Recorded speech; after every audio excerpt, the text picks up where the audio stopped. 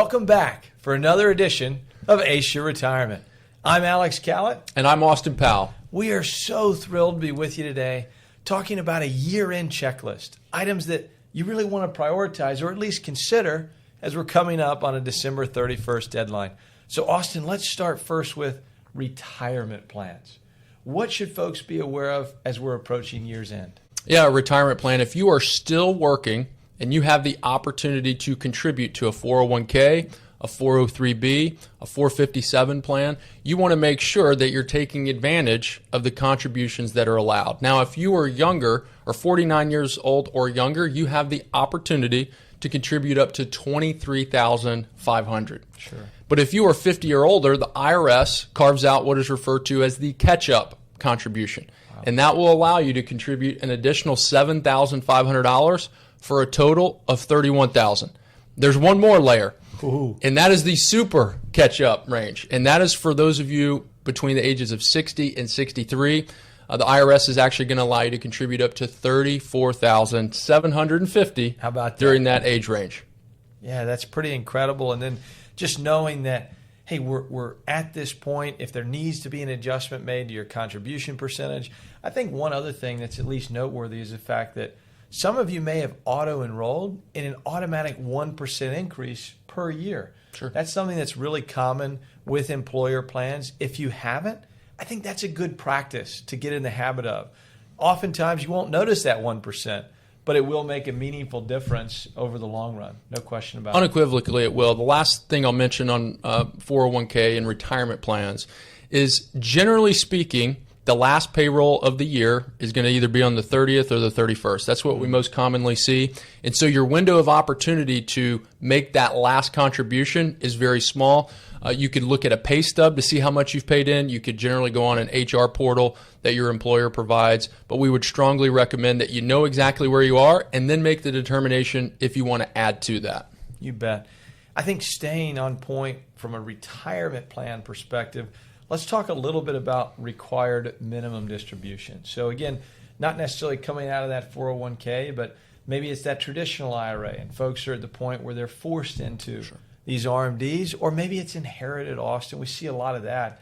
So let's bring some clarity and some distinction surrounding those required minimum distributions. Absolutely. So the retirement plan dollars in your portfolio, the dollars that no taxes have been paid, eventually, and this is unfortunately as well, the IRS, they're going to come knocking. And they're going to want to start taking and taxing a portion of those balances through what is referred to as an RMD. That's required minimum distribution. And an RMD is based off of your year of birth, specifically your birthday. And so for those of you born between 1951 to 1959, that RMD age is age 73. For those born 1960 or later, it's 75. For folks born June 30th, 1949 or before, it's 70 and a half. And July 1st, 1949 through December 31st of 1950, it's age 72. So they've actually updated those rules quite a bit over the last few decades, but those are where they've currently slated those RMD ages.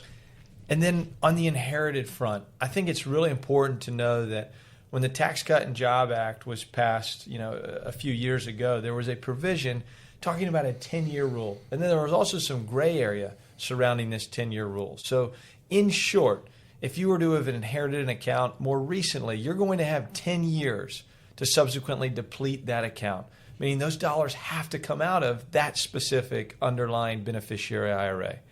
However, that doesn't mean you're exempt from the RMD provision. We still have to take an annual RMD. Is that correct? That's right. Depending on when the deceased passed away, if they had an ongoing required minimum distribution, then that could potentially create a situation where you yourself also have to take an RMD. So that's something to be aware of. They've made so many different legislation changes on inherited accounts. So if that specifically applies to you, you're going to want to evaluate when you inherited the account and whether or not the deceased was required to take a distribution before their death. And then the last component is that please note that these required minimum distributions are a percentage of the total account value as of the previous year's close. So if you're wanting to know, hey, what is that? It's going to be based off of the market value December 31st of the previous year. And then if you're trying to calculate your RMDs for the upcoming, number one, let us know. We're happy to do it for you. But number two, it's going to be based off of this year's 2025 ending value. So just a couple of tidbits to really be mindful of. And on the topic of accounts, we'll actually address our third item on the checklist, and that is ensuring that beneficiaries are up to date on all accounts. It could be a bank account. It could be your just general IRA, 401k, investment accounts. It could be life insurance. All of these things, year-end is a great opportunity to really just take inventory and make sure it's exactly how you would like for it to be set up. I think that's so prudent, just given the fact that, unfortunately, we see circumstances where maybe that's not the case, and that leads to hurdles. That leads to potential probate. Having clearly defined beneficiaries puts you in a really great position to avoid probate, make it as easy as possible on your loved ones, and I think there's real validity to that.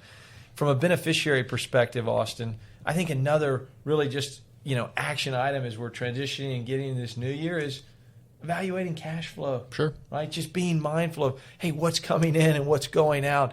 Are there certain things that you might look at and you say, I didn't even know that was coming out. Right. So I think that's pretty important. We would recommend, by the way, taking inventory of cash flow starting in January. We've realized December could be a little bit of a heavier month. Yeah, enjoy the holidays first. We're not saying that. Don't set your benchmark based on December's expenditures. But all jokes aside, once you get into the new year, I think it is a wonderful opportunity to really just take inventory of all of the outflows. And subscriptions, they can start to add up.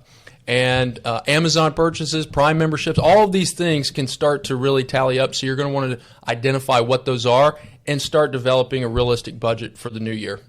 I think there's a lot of truth in that statement. And then on the topic of holidays, there's some shopping going on. Maybe there's some online shopping going on.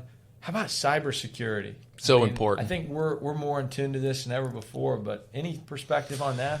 So important.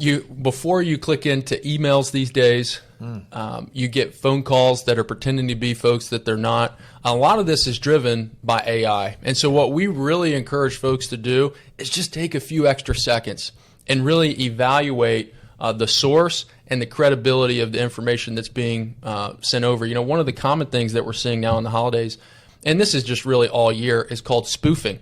You could get an email from someone in your inner circle. It could be a family member. But at the end of the day, it's a spam attempt, and they're attempting to get information from you. So even from folks that you're used to getting emails from, it is worth taking a second look.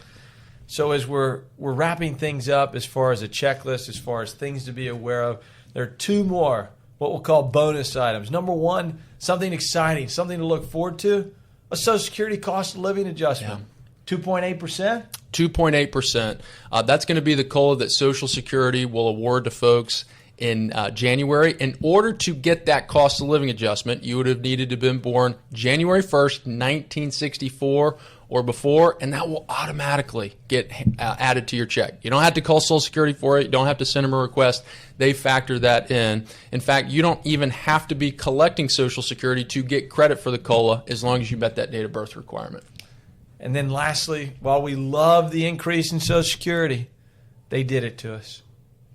They subsequently increased Medicare Part B. So for those of you on Medicare, that's going to be just over $202 in 2026. It's going to go up about $17. We sure hope the cost of living adjustment more than offsets that, so there's actually some value there. But just things to be aware of as you're evaluating that cash flow, what's coming in versus maybe what's not from a Social Security perspective. Absolutely. So today it was all about fundamentals. We really think that these are critical areas that you could fine tune and just be checking in on before the end of the year. Alex, I think that's it. That is. Thank you all so much for spending some time with us. We might not see you this year, but we'll see you again next year. Take care.